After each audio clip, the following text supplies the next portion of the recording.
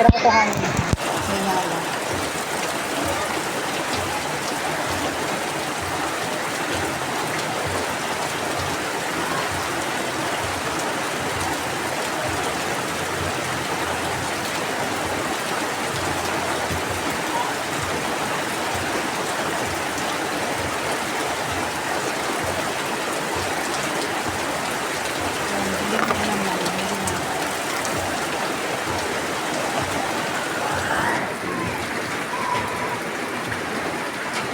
Buksan nyo nga yung ilaw dyan. Ganun talaga ang buhay. Wala talagang forever, no? Pero ito lang ang kaya ko.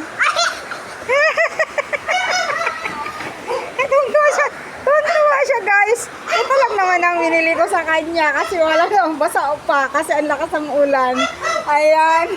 Na-prank ko siya. Nagtago kasi hindi pa siya nakabihis ng damit niya sa school. So, akala niya wala. Pero binilhan ko siya.